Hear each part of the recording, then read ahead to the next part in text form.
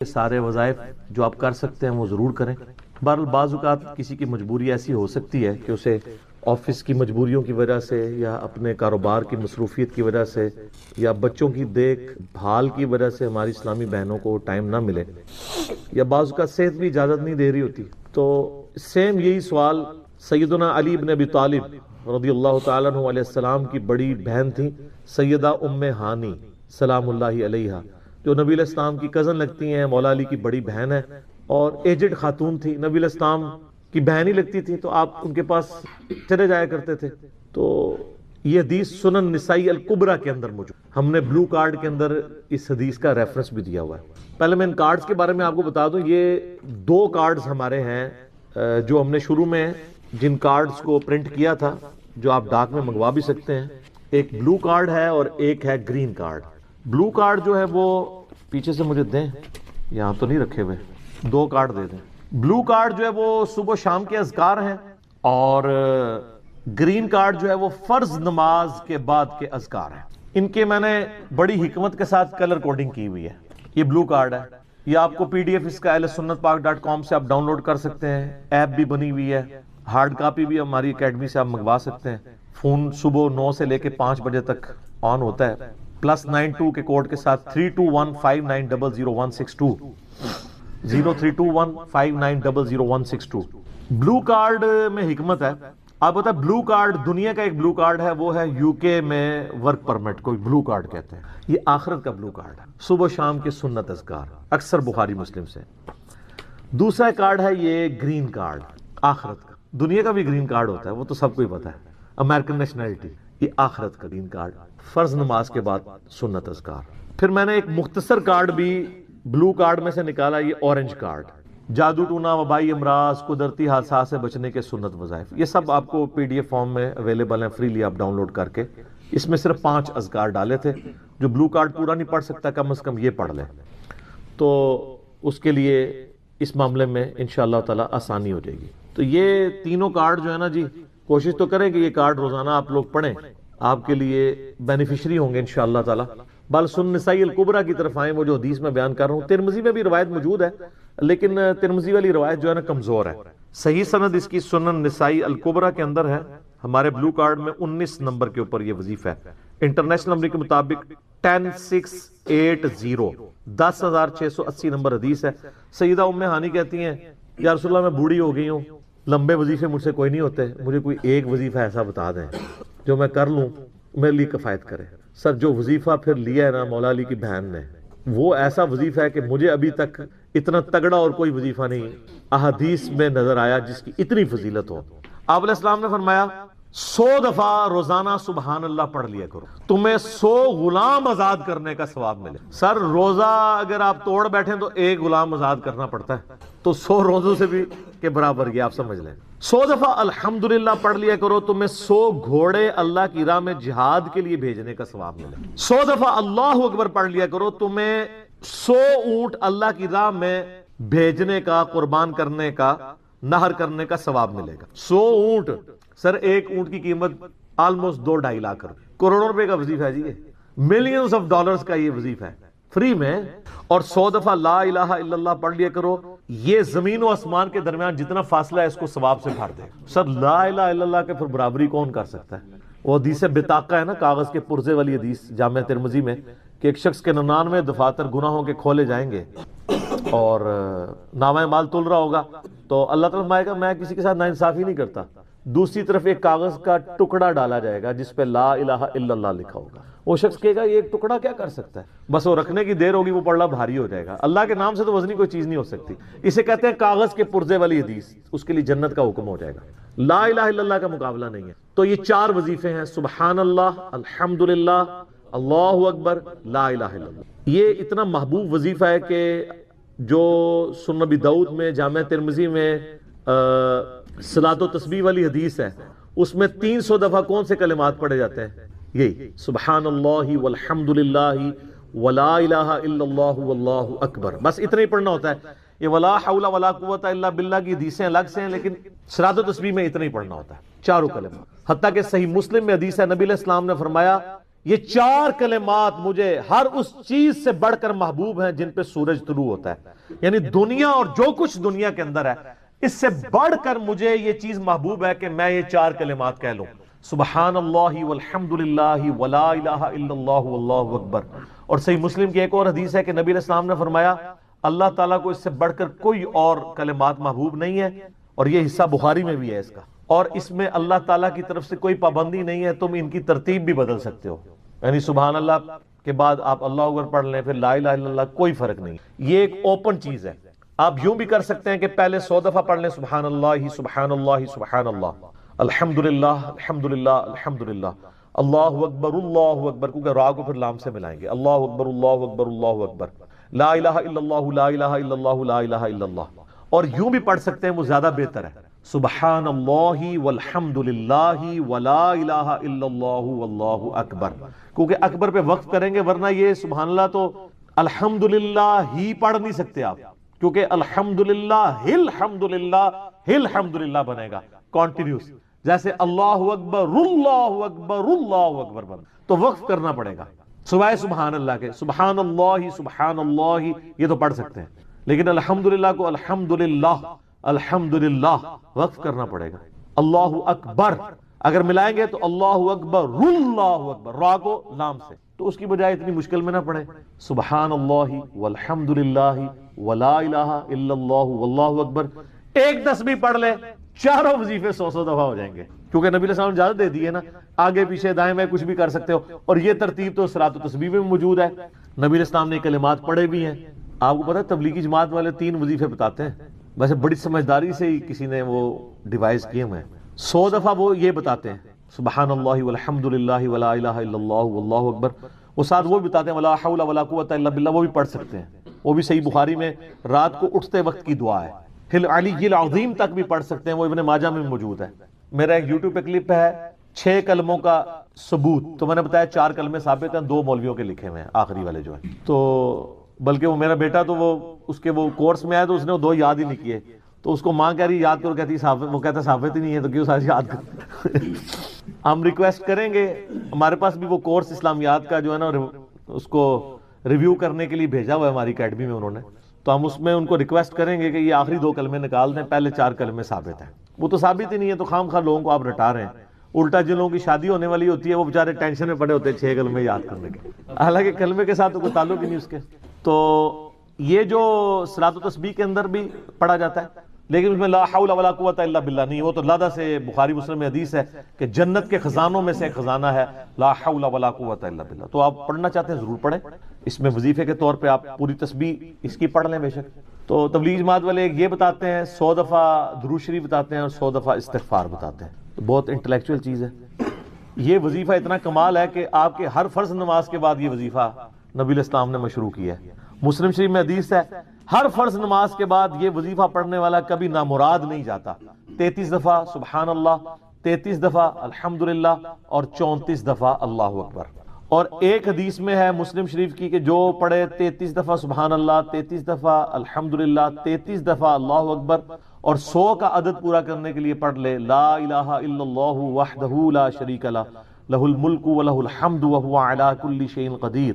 100 کا عدد اس سے بھی پورا کر سکتے ہیں اور 100 کا عدد اللہ اکبر کہہ کے بھی پورا کر سکتے ہیں, تو اس کے سارے گناہ معاف کر دیے جائیں گے, اگرچہ سمندر کی جھاگ کے برابر ہی کیوں نہ ہو. لیکن وہ صغیرہ گناہ, کبیرہ گناہ صرف توبہ سے معاف ہوتے ہیں.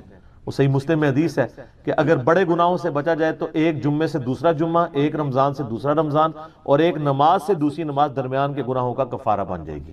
لیکن جو نماز ہی نہیں پڑھتا تو جمعہ پڑھتا رہے تو وہ تو بڑے گناہوں سے نہیں بچا ہوا نا. مسلم شریف میں حدیث ہے بندے کے کفر اور اسلام کے درمیان فرق نماز ہے. یہ نہ ہو کہ ایک رمضان پڑھ لے اگر رمضان کے لیے چلے سارے, نہیں نہ, اس طرح نہیں ہوگا. تو یہ وظیفہ اتنا کمال ہے, بخاری مسلم دونوں میں حدیث ہے. کچھ غریب صحابہ حضور کے پاس ہے, یا رسول اللہ ہر مقابلے میں ہم برابری کر لیتے ہیں امیر اصحاب کی, وہ روزے رکھتے ہیں ہم بھی روزے رکھ لیتے ہیں, وہ نمازیں پڑھتے ہیں ہم بھی نمازیں پڑھ لیتے ہیں, وہ جہاد کرتے ہیں ہم بھی جہاد کر لیتے ہیں. ایک معاملے میں آ کے ہم مارے جاتے ہیں. قرآن میں بار بار ہے اللہ کی راہ میں خرچ کرو, ہم تو خود ہی غریب ہیں, تو آپ ہمیں کوئی اس کا حل تجویز کریں. تو آپ فرمایا میں تمہیں ایک ایسی چیز بتاتا ہوں کہ تم ان کی برابری کر لو گے. تم ہر فرض نماز کے بعد 33 دفعہ سبحان اللہ, 33 دفعہ الحمدللہ, 34 دفعہ اللہ اکبر پڑھ لیا کرو. یہ بخاری مسلم دونوں میں. کچھ دنوں کے بعد پھر وہ حاضر ہوئے، یا رسول اللہ وہ تو امیر صاحبہ کو بھی پتہ چل گیا، وہ بھی یہی کچھ پڑھ رہے ہیں، اب ہم کیا کریں؟ تسی تک لو جناب، تسی گرین کارڈ دے تے بلو کارڈ دے چکر وچ پے ہو، دنیا دے آخرت کے نہیں۔ صحابہ کرام آخرت کے بلو اور گرین کارڈ کی بات کر، تو نبی علیہ السلام مسکرائے، آپ نے فرمایا ذالک فضل اللہ یؤتی من یشاء، یہ اللہ کا فضل ہے، میں تو اللہ کا فضل نہیں روک سکتا، ٹھیک ہے نا؟ تو ظاہر ہے گیون سرکمسٹانسز اللہ کے دیے ہوئے ہیں، اس کے اندر آپ بیسٹ پرفارم کرنے کی کوشش کریں۔ اللہ کے فضل کو تو کوئی روک نہیں لگا سکتا نا، کوئی یہ نہیں کہہ سکتا کہ جی وہ یعنی تیرے ہوتے جنم لیا ہوتا کیوں نہیں ہوا، ہو سکتا ہے ابو جہل ہی ہوتا۔ تو جس حال میں اللہ نے رکھا ہے اسی کو آپ بہتر سمجھیں۔ تو اس طرح کی کئی احادیث ہیں جو ان وظیفوں کو سپورٹ۔ اچھا، مسلم شریف میں ایک حدیث میں یہ بھی آیا کہ 10 دفعہ سبحان اللہ، 10 دفعہ الحمدللہ اور 10 دفعہ اللہ اکبر۔ اگر کسی پاس ٹائم تھوڑا ہے نا تو فرض نماز کے بعد یہ بھی پڑھ سکتے، 10 دفعہ بھی وظیفہ یہ والا کیا جا سکتا۔ ایک بڑی رکت انگیز حدیث، ہمارے یوسف بھائی نے اس پہ کلپ بھی بنایا ہے، صفین کی راتوں میں، بخاری مسلم دونوں میں حدیث ہے۔ مولا علی علیہ السلام خود روایت کر رہے ہیں، وہ کہتے ہیں کہ نبی علیہ السلام کو جب اللہ نے کشادگی دی، کچھ غلام آپ کو گفٹ ملے، تو میں نے فاطمہ سے کہا کہ تم پورا دن گھر کی صفائی کرتی ہو، چکی چلاتی ہو، اس کی وجہ سے ان کے ہاتھ پہ بھی نشان بن گئے تھے، اس طریقے سے سامان اٹھا کے لاتی تھی تو وہ رسی کے نشان یہاں پڑے ہوئے تھے۔ تو نبی علیہ السلام سے جا کے جو ہے وہ ایک غلام ڈیمانڈ کر لیتے ہیں جو ہمیں ذرا ہیلپ آؤٹ کر دے گا، جب سب کو مل رہا ہے تو ہمیں بھی مل جائے گا۔ تو سیدہ فاطمہ حاضر ہوئی، یہ حدیث بخاری میں بھی ہے، مسلم میں بھی۔ تو حضور علیہ السلام کے پاس گئیں، بات نہیں کر، طبیعت میں تربیت کس کی تھی سر؟ بولڈنس نہیں تھی وہ والی، حالانکہ باپ ہے اور حضور کو پتا تھا اپنی بچی کی عادت، تو وہ گئیں، بات نہیں کر سکی، واپس چلی گئی۔ تو حضور علیہ السلام محفل برخاست ہوئی، آپ خود آ گئے۔ سر وہ حدیث کمال ہے، مولا علی کہتے ہیں میں اور فاطمہ ایک چادر میں لیٹے ہوئے تھے اور نبی علیہ السلام ہمارے گھر میں آئے اور پاؤں کی جانب سے نبی علیہ السلام ہمارے بستر میں داخل ہوئے، حتیٰ کہ آپ کے پاؤں کی ٹھنڈک ہم نے اپنے سینے پہ محسوس کی۔ یعنی حضور علیہ السلام نے پاؤں کی جانب سے اپنے پاؤں انٹر کیے اور وہ پاؤں سیدہ فاطمہ اور مولا علی کے سینے تک پہنچ گئے، تو انہوں نے ان کو سینے سے لگا لیا۔ سر یہ فرینکنس کسی صحابی کو نصیب ہو سکتی ہے؟ تو آپ نے فرمایا وہ فاطمہ تم آئی تھی، کوئی کام تھا؟ سیدہ فاطمہ سے پھر بھی بات نہیں نکلی۔ تو حضرت علی کہتے ہیں میں نے نا پھر کہا یا رسول اللہ وہ میں نہیں بھیجا تھا، پورا دن کام کرتی ہے۔ آپ کی بیویاں کہتی ہیں ہماری کوئی ذمہ داری نہیں ہے، یہ بھی تو بیوی تھی نا۔ بخاری مسلم میں حدیث ہے جنتی عورتوں کی سردار ہے فاطمہ سلام اللہ علیہا۔ تو میں نے غلام کے لیے عرض کیا تھا یہ تھک جاتی ہے، ہمیں ہیلپ آؤٹ کر دے گا۔ آپ علیہ السلام فرمایا میں تمہیں سے بہتر نہ چیز عطا کروں؟ کہ یا رسول اللہ عطا کریں۔ یعنی آپ لوگ تو سمجھ رہے ہوں گے کہ غلام مانگا ہے تو شاید ایک گھوڑا بھی ساتھ گفٹ مل جائے گا۔ ان کا جب رات کو بسترے پہ جانے لگو نا تو 33 دفعہ سبحان اللہ، 33 دفعہ الحمدللہ اور 34 دفعہ اللہ اکبر پڑھ لیا کرو، یہ تمہارے لیے اس غلام سے بھی بہتر ہے، یعنی سارے دن کی تھکاوٹ اتر جائے گی۔ سر یہ بہت بہترین وظیفہ ہے۔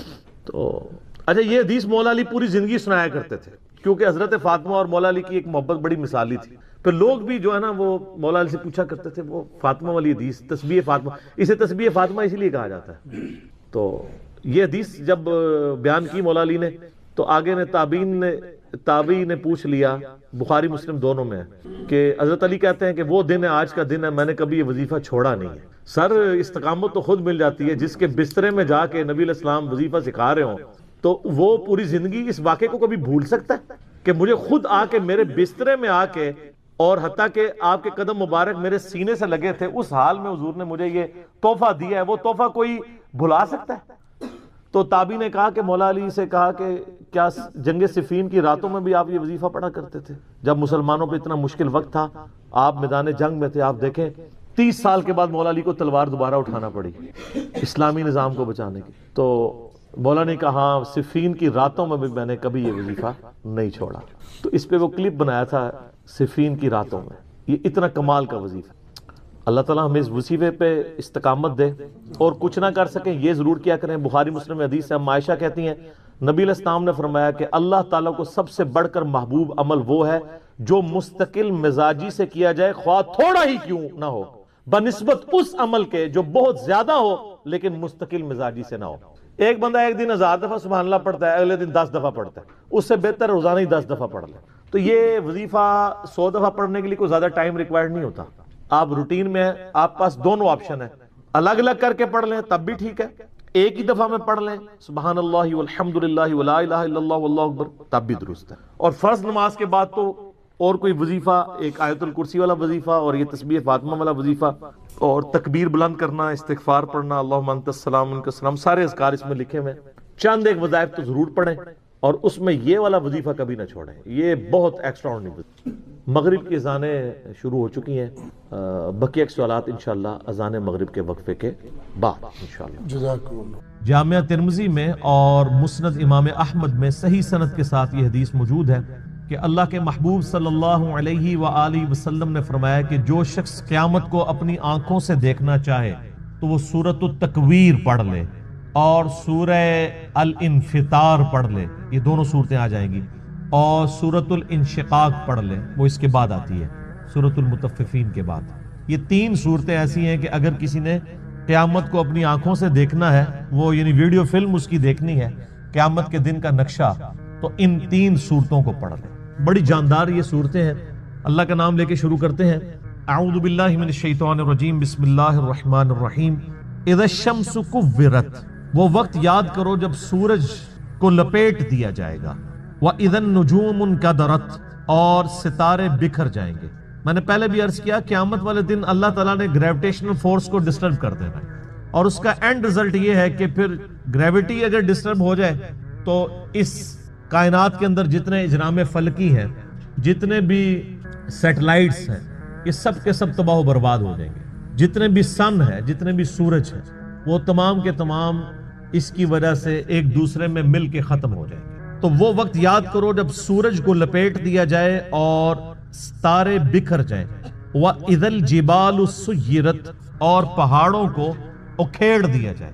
اس روئے ارض پہ سب سے مضبوط چیز جو ہے نا اللہ کی مخلوقات میں سے، وہ پہاڑ ہے۔ کوئی بھی جاندار یا ہماری لینگویج میں جو بے جان چیزیں ہیں، چاہے وہ درختوں کی فارم میں ہوں، جاندار چیزیں چاہے جانوروں کی فارم میں ہوں، کوئی بھی اتنی مضبوط نہیں ہے اپنی کنسٹرکشن کے اعتبار سے جتنے پہاڑ ہیں، بلکہ یہ پوری زمین کی ڈائنامک بیلنسنگ ان پہاڑوں کی وجہ سے۔ تو پہاڑ بھی گریوٹی کی وجہ سے ڈسٹرب ہو کے اون کی طرح بکھر رہے ہوں، جیسے روئی کے ریشے اڑتے ہیں نا جب اس کی دھنائی کی جاتی ہے، اس طرح یہ پہاڑ اس زمین کے اوپر تیر رہے ہوں گے، زمین بالکل فلیٹ کر دی جائے گی۔ اللہم اجرنا من النار، اللہم اجرنا من النار۔ وَإِذَا الْعِشَارُ عُطِّلَتْ، جب اونٹنیاں، ایسی اونٹنیاں جو کہ پریگننٹ ہوں اور ان کے بچے پیدا ہونے والے ہوں، وہ بھی بکھرتی ہوئی ہر طرف نظر آئیں۔ عرب کے لوگ اصل میں جو یہ اونٹنیاں تھی نا، جو پریگننٹ اونٹنیاں تھی، جس طرح آج کل ہمارے سب کانٹیننٹ کے معاشرے میں جب بھینس کا بچہ ہونے والا ہوتا ہے تو بڑی اس کو پروٹوکول سے، بڑی حفاظت سے اس کو رکھا جاتا ہے، کیونکہ آمدہ جتنی روزی ہے اسی سے وابستہ ہوتی ہے۔ تو عرب کے لوگوں میں اونٹ کی بڑی اہمیت تھی۔ اونٹ کے بغیر تو ان کی زندگی سمجھ لیں کسی بھی راستے پہ، سفر پہ گزر نہیں سکتی تھی، کیونکہ اونٹ کو اللہ نے ایسی کوالٹیز دی ہیں جو دنیا میں اور کسی جانور کے پاس نہیں ہے۔ 1 مہینے تک بغیر پانی پیے وہ سفر کر سکتے، یہ کوالٹی تو کسی بھی جاندار کی نہیں ہے، وہ سٹور کر لیتا ہے پانی اپنے اندر۔ تو جب اونٹنی جو ہے وہ پریگننٹ ہوتی تھی، حاملہ ہوتی تھی، تو وہ بڑی اس کی حفاظت رکھتے تھے کہ اب اولاد ہوگی اس کی تو ہم نے اس کو آگے لے کے چلنا ہے۔ تو عرب کے لوگوں کو اسی چیز کی طرف توجہ دلائے گی کہ جس اونٹنی کو تم بڑا ایسٹ سمجھتے ہو اپنی زندگی میں، وہ قیامت والے دن وہ پریگننٹ اونٹنیاں بھی گویا کہ اس طرح بکھر رہی ہوں گی، ان کا مالک بھی ان سے بے خبر ہوگا۔ اونٹنی ہے کیا، سورہ الحج کے شروع میں آیا کہ جو ماں ہے وہ بھی اپنے بچے کو بھول جائے گی۔ ہر چیز، ہر انسان نشے کی حالت میں دکھائی دیتا ہوگا، حالانکہ وہ نشے میں نہیں ہوگا بلکہ اللہ کا عذاب شدید ہوگا۔ یہ سورۃ الحج کی شروع کی آیات ہے، میں نے سورۃ القیامہ میں بھی کور کی تھی، آج کراس ریفرنس کے طور پہ ان کو میں نے صرف کوٹ کر دیا، آپ خود پڑھ لیجئے گا۔ وَإِذَا الْوُحُوشُ حُشِرَتْ، جب سارے وحشی جانور بھی یکجا کر دیے جائیں گے، یعنی اللہ کا ایسا خوف ہوگا کہ وحشی جانور بھی سہمے میں ہوں گے۔ ورنہ آپ سوچ سکتے ہیں کہ بکری اور شیر ایک جگہ پہ جمع ہوں اور شیر بکریوں پہ حملہ آور نہ ہو، یہ دوسرے وحشی جانور بھی آپ کو دیکھیں کہ آپس میں لڑتے ہیں، شیر اور چیتوں کی لڑائی ہو جاتی ہے، مگرمچھ اور شیروں کی لڑائی ہو جاتی ہے۔ یہ سارے لڑنے والے جنگلی جانور بھی قیامت والے دن ایک جگہ جمع ہوں گے، لیکن لڑ رہے نہیں ہوں گے، وہ ایسا خوف کی کیفیت ہوگی کہ وہ بھی ڈر کے مارے سہمے میں کھڑے ہوں۔ انسانوں کی بھی کیا حالت ہونی ہے، تو وہ وحشی جانور بھی، کیونکہ قیامت دن ان کو بھی زندہ کیا جائے گا۔ صحیح مسلم میں حدیث ہے کہ قیامت والے دن اللہ تعالیٰ ایک سینگ والی بکری اور ایک بغیر سینگ والی بکری، جس نے دنیا میں آپس میں لڑائی کی اور سینگ والی بکری نے بغیر سینگ والی بکری کو سینگ مارا، تو اللہ تعالیٰ قیامت والے دن، صحیح مسلم کی حدیث ہے، دونوں کو زندہ کرے گا اور بغیر سینگ والی بکری کو سینگ دیے جائیں گے اور سینگ والی کے سینگ چھین لیے جائیں گے کہ آج تم اپنا بدلہ اتارو۔ بدلے کا دن ہے جی وہ، مالک یوم الدین، قیامت کا دن، بدلے کا دن۔ دنیا میں کسی بڑے سے بڑے بدماش کی بدماشی چل سکتی ہے، لیکن آخرت میں لمن الملک اليوم، آج کے دن کس کی بادشاہت ہے؟ للہ الواحد القہار، اس اکیلے اللہ کی جو سب پہ چھایا ہوا ہے۔ آپ دیکھیں یہ سورۃ المومن کی آیت ہے، اللہ نے قیامت کے دن اپنا نام ہی القہار رکھا ہوا ہے، سب پہ چھایا ہوا۔ تو اللہ تعالیٰ فرماتا ہے اس دن وحشی جانور بھی سہمے میں کھڑے ہوں گے ایک جگہ۔ وَإِذَا الْبِحَارُ سُجِّرَتْ، جب سمندر بھڑکا دیے جائیں گے۔ وَإِذَا دَكَّتِ الْأَرْضُ دَكًّا دَكًّا، آگے جا کے آئے گا نا، زمین کو کوٹ کوٹ کے برابر کر دیا جائے گا، یہ زمین کو فلیٹ کر دیا جائے گا، سارے پہاڑ، اونچی نیچی چیزیں سب ختم کر دی جائے گی۔ تو ظاہر ہے اس کا اینڈ رزلٹ یہی نکلنا ہے کہ زمین کے اندر جو لاوا ہے وہ باہر آ جائے گا، یا ایٹ لیسٹ اوپر آ جائے گا۔ تو یہ جو سمندر ہیں، آپ کو پتا ہے سمندروں کے نیچے بھی آتش فشاں ہیں، بعض اوقات سمندروں کے اندر آتش فشاں پھٹتے ہیں تو ایک نئے نئے جزیرے بھی نمودار ہو جاتے ہیں۔ اکثر ٹی وی پہ خبر بھی آتی ہے کہ فلاں سمندر میں، پیسیفک اوشن میں یا اٹلانٹک کے اندر ایک نیا جزیرہ نمودار ہوا ہے۔ وہ جزیرہ کیسے اوپر آتا ہے؟ نیچے وہ آتش فشاں جو ہے وہ اگلتا رہتا ہے، لاوا، وہ سمندر کے پانی میں ٹھنڈا ہوتا رہتا ہے، وہ لاوا جمع ہو کے پورے کا پورا ایک نیا آئر لینڈ بن جاتا ہے۔ اور وہ آتش فشاں اتنے طاقتور ہیں کہ ان کی وجہ سے بعض اوقات جب پانی کے اندر ابال پیدا ہوتا ہے، جیسا کہ آپ کسی پانی کے برتن میں کوئی پتھر پھینکیں تو اس میں سے لہریں جنریٹ ہوتی ہیں نا، تو اسی طریقے سے سمندر کے اندر جب آتش فشاں پھٹتے ہیں نا تو اس کے جو بڑا بڑا لاوا نکلتا ہے وہ بڑے بڑے پتھروں کی فارم میں بن جاتا ہے، لیکن اس کی وجہ سے زمین کے اس لاوے کی وجہ سے سمندر کے اندر ویوز پیدا ہوتی ہیں، جیسا کہ باہر سے پتھر مارنے کی وجہ سے ہوتی ہیں، چاہے باہر سے پتھر مارا جائے چاہے اندر سے پتھر ہو، تو وہ ایک دفعہ ویوز تو نکلیں گی، اور وہی ویوز ہیں جو سونامی کی شکل میں۔ اور آپ جا کے ذرا یوٹیوب پہ ویڈیوز دیکھ لیں، ایک ایک سونامی آتا ہے تو لاکھوں لوگوں کی زندگی اور کروڑوں کی اور اربوں ڈالرز کی جو کنسٹرکشنز ہیں ان کو ختم کر دیتا ہے۔ تو قیامت والے دن بھی یہی ہونا ہے کہ وہ لاوا جب اگلا جائے گا تو یہ جو بڑے بڑے سمندر ہیں یہ سمجھیں کہ دیگیں بن جائیں گی، جیسے دیگ آپ آگ کے اوپر چڑھا دیں۔ اب یہ سارے سمندروں کے نیچے جب یہ آگ سلگ رہی ہوگی تو وہ نقشہ وَإِذَا الْبِحَارُ سُجِّرَتْ، جب سمندر بھڑکا دیے جائیں گے۔ ظاہر سمندر کے اندر آگ لگ جائے گی، کیسے؟ سمندروں کے نیچے وہ آتش فشاں کی دیگیں ہوں گی تو یہ سمندر کے پانی بھی گرمائش کی وجہ سے ابل رہے ہوں گے۔ اللہم اجرنا من اللہ۔ سر انسان کی جائے پناہ کیا ہوگی پھر؟ تو خوش نصیب تو وہ لوگ ہیں جن کو اللہ کے عرش کا سایہ نصیب ہوگا۔ بخاری و مسلم میں حدیث ہے کہ قیامت والے دن اللہ کے سائے کے سوا، یعنی اس کے عرش کے سائے کے سوا اور کوئی سایہ نہیں ہوگا، اور 7 طرح کے لوگ اس کے عرش کے سائے کے نیچے ہوں گے۔ ان میں سے ایک شخص وہ ہے جس نے جوانی میں توبہ کر، در جوانی توبہ کردن شیوائے پیغمبری، یہ پیغمبروں کا طریقہ ہے جوانی میں توبہ کر۔ بوڑھا ہو کے تو شیر بھی شکار کرنا چھوڑ دیتا ہے۔ لن تنالوا البر حتى تنفقوا مما تحبون، تم کبھی بھی نیکی کا اعلیٰ درجہ حاصل نہیں کر سکتے جب تک کہ اپنی پسندیدہ چیز اپنے رب کو نہ دے دو۔ انسان کی زندگی میں سب سے پسندیدہ چیز اس کی جوانی ہے، جو جوانی اپنے رب کو دے دے تو ظاہر ہے وہ پھر اس چیز کا حقدار ہے کہ اسے اللہ کے عرش کا سایہ نصیب ہو۔ اس کے علاوہ بھی اور لوگ ہیں، اگر آپ نے وہ حدیث ڈیٹیل سے پڑھنی ہے تو وہ حدیث بخاری مسلم دونوں میں ہے۔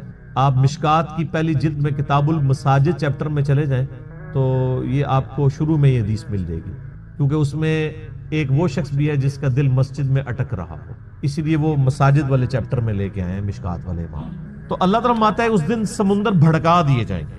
وَإِذَا النُّفُوسُ زُوِّجَتْ، اور جب جانوں کو جوڑ دیا جائے گا، یعنی مطلب روح اور جسم کا تعلق قائم کر کے مردوں کو قبروں سے نکال دیا جائے۔ وَإِذَا الْمَوْءُودَةُ سُئِلَتْ، اور جب کہ اس زندہ بچی سے پوچھا جائے گا جسے زندہ دفنا دیا تھا اس کے ماں باپ۔ آپ کو پتا ہے عرب کے لوگ بچی کی پیدائش سے وہ نفرت کرتے تھے، اور آج تک یعنی ہمارے سب کانٹیننٹ کے معاشرے میں وہ فرسودہ نظریات چل رہے ہیں، حتیٰ کہ مسلمانوں کے ہاں بھی چلتے ہیں، ہندوؤں کے ہاں تو بہت زیادہ ہے۔ 8 سے 15 سال پہلے کی آلموسٹ رپورٹ ہے BBC کی کہ انڈیا کے اندر روزانہ 3000 بچیاں پریگنینسی کے دوران مار دی جاتی تھی، 3000 روزانہ۔ ظاہر ہے 1 ارب سے زیادہ جب آبادی ہوگی، اب تو 1.5 ارب کے قریب پہنچ چکی، تو اس میں 3000 تو کچھ بھی نہیں۔ اسی وجہ سے آج انڈیا میں مردوں کی تعداد عورتوں سے زیادہ ہو گئی، 3000 بچے آج بھی وہی چیزیں چل رہی ہیں۔ اور ہمارے بھی سب کانٹیننٹ کے معاشرے میں، آپ پنجاب کے معاشرے میں تو بالخصوص دیکھ لیں کہ بچی کی پیدائش کو ایک نٹوریس چیز سمجھا جاتا ہے، ماں کے حق میں بھی اور اولاد کے یعنی اعتبار سے باپ کے حق میں۔ اور وہ ساسیں جو خود فیمیل جینڈر سے تعلق رکھتی ہیں، وہ اپنے پوتی کے پیدا ہونے کے اوپر ناخوش ہو رہی ہوتی ہیں، حالانکہ انہوں نے نہیں سوچا کہ کیا وہ خود مرد تھی۔ وہ اگر فیمیل پیدا ہوئی ہے تو ٹھیک ہے، لیکن ان کے بیٹے کے ہاں اگر کوئی بچی پیدا ہو گئی ہے تو غلط ہے۔ کتنی یہ بری ٹریڈیشن۔ یہ علیحدہ بات ہے کہ بعد میں جب وہ بچے بڑے ہوتے ہیں تو بچوں کی وجہ سے اولاد کا جو بچوں والا جینڈر ہے اس کی پورشن کی وجہ سے ماں باپ جو ہے ذلیل ہو رہے ہوتے ہیں، اور بچیوں کی وجہ سے وہ سکھی ہوتے ہیں۔ یہ علیحدہ بات ہے، زیادہ تر ہم نے یہی دیکھا ہے۔ تو اللہ تعالیٰ فرماتا ہے قیامت دن اس بچی کو زندہ کر کے اللہ تعالیٰ اس سے پوچھے گا بِأَيِّ ذَنبٍ قُتِلَتْ، تجھے کس گناہ کے سبب قتل کیا گیا تھا۔ کتنی لطیف گفتگو ہے کہ قتل کرنے والے سے نہیں پوچھا جا رہا، بلکہ بچی سے پوچھا جائے گا کہ معصوم بچی آج تیرا دن ہے، تو بول کہ کس جرم کی پاداش میں تجھے قتل کیا تھا تیرے ماں باپ نے۔ تو معصوم بچی کو اللہ تعالیٰ بیسیکلی اسے حوصلہ افزائی فرما رہا ہوگا کہ آج دن ہے، تجھے بدلہ دلایا جائے گا۔ کتنے صحابہ تھے جنہوں نے یعنی ایمان لانے سے پہلے کفر کی حالت میں اس طرح کے جرائم کیے ہوئے، اور اللہ تبارک و تعالیٰ نے اسلام لانے کے سبب ان کے ان گناہوں کو معاف کیا۔ کئی ایک واقعات ہیں جو آپ سنتے رہتے ہیں۔ بہرحال یہ بہت بڑا جرم ہے۔ آج بھی یہ بات ماڈرن دور میں جو اس سے ریلیٹڈ چیز ہے جس کو ڈسکس کرنے کی ضرورت ہے۔ نیٹ کے اوپر آپ کو شعر و شاعری کی فارم میں بھی ایسی نظمیں ملیں گی سیدنا داہیہ قلبی رضی اللہ تعالیٰ عنہ کے بارے میں، کہ ان کی ایک چھوٹی سی بچی تھی جو انہوں نے دفنا دی تھی، اور جب وہ اسلام قبول کرنے کے لیے آئے تو انہوں نے پورا بڑا رکت انگیز واقعہ ہے، وہ انسان بیان بھی نہیں کر سکتا، تو وہ بیان کر کے کہا یا رسول اللہ مجھے کیا یہ میرا گناہ بھی معاف ہو جائے گا؟ تو اللہ نے فرمایا، اللہ کے نبی علیہ السلام نے فرمایا کہ اسلام پچھلے سارے گناہوں کو معاف کر دیتا ہے۔ بہرحال آج کے دور کے اعتبار سے اس میں عبرت یہ ہے کہ اللہ کا شکر ہے اسلام کی برکت سے لوگ کم از کم بچیوں کو دفناتے تو نہیں ہیں، لیکن پریگنینسی کے دوران ضائع کرانا بھی کسی نہ کسی درجے میں اسی جرم کے اندر فال کرتا ہے۔ پریگنینسی آئیڈینٹیفائی ہوگی، ایون آئیڈینٹیفائی نہ بھی ہوئی ہو کہ یہ میل ہے یا فیمیل، اس سے پہلے بھی آپ یہ کام کر نہیں سکتے، ایک اولاد کو قتل کرنے کے زمرے میں آتا ہے، اور قرآن حکیم میں بڑی سختی سے اس کی مذمت ہے۔ سورہ بنی اسرائیل میں تو اللہ تعالیٰ نے بالکل ایک اوپن فلسفہ بیان کیا ہے کہ مت قتل کرو اولاد کو مفلسی کے ڈر سے، تمہیں بھی ہم رزق دیتے ہیں، اس کو بھی ہم ہی رزق دیں گے، بے شک ان کا گناہ بہت بڑا جرم ہے۔ لوگ ان چیزوں کو ہلکا جان رہے ہوتے ہیں، پھر ڈاکٹروں سے مشورہ کرتے ہیں، پھر ہمیں بھی کبھی بعض اوقات رابطہ کر رہے ہوتے ہیں، جی وہ بتائیں جی بس وہ جی یہ ہو گیا جی وہ ہو گیا جی یہ مجبوری ہے جی ابھی جناب 40 دن پورے نہیں ہوئے، فلاں نہیں ہوئے، یہ نہیں ہوئے۔ ونس پتہ چل گیا پریگنینسی ٹھہر گئی ہے، چاہے وہ ایک دن کی بھی ہے، آپ اس کو ضائع نہیں کروا سکتے۔ ہاں اس سے پہلے اگر کوئی بندہ وقفے کی کوئی صورتحال پیدا کرے تو وہ تو جائز ہے، میرے اس کے اوپر بخاری مسلم کی حدیث کی روشنی میں آپ فیملی پلاننگ لکھیں یوٹیوب پہ اور میرا نام لکھیں تو آپ کلپ کھول کے سامنے آ جائے گا۔ تو یہ آج اس کی ماڈرن فارم یہ ہے کہ لوگ پریگنینسی ضائع نہ کروائیں، یعنی لیکن جو ہے وہ جب آئیڈینٹیفائی ہو جائے تو پتہ چلے کہ فیمیل ہے تو پھر اس وقت ضائع کروا دیں، یا اس سے پہلے بھی کروائیں، یہ ایک ماڈرن فارم ہے، تو یہ بھی اسی طریقے سے اس کو کنڈیم کیا جائے گا۔ تو اللہ تعالیٰ ہمارا اس دن پھر بچیوں سے پوچھا جائے گا کہ تمہیں کس جرم میں قتل کیا گیا، یعنی بہت بڑا یہ جرم ہے۔ ابھی کچھ عرصہ پہلے انہوں نے مکے سے وہ آلموسٹ ابھی بھی وہ قبرستان پہاڑی کے اوپر میں نے وہ دیکھا ہوا ہے، قبرستان مکے کے اندر موجود ہے جہاں پہ وہ بچیوں کو زندہ درگور کیا کرتے تھے۔ اب چونکہ مسجد حرام کی توسیع ہو چکی ہے، لہٰذا وہ تقریباً آلموسٹ مسجد حرام کے قریب ہی، اگر آپ وہ باب الفاد والی سائڈ سے باہر نکلیں تو وہ پہاڑی پہ وہ اس قبرستان کی باقیات موجود ہیں جو انہوں نے مخصوص کیا ہوا تھا جہاں پہ بچیوں کو زندہ دفن کیا کرتے۔ آپ دیکھیں آج یعنی اسلام کے اوپر اعتراض کیا جاتا ہے کہ جی اسلام بیسک ہیومن رائٹس کو اور عورتوں کے حقوق کو جو ہے وہ دباتا ہے، حالانکہ یہ کتنا بڑا ثبوت ہے کہ ہیومینٹی کو اس بڑی لعنت سے نجات ہی اسلام نے دلائی ہے۔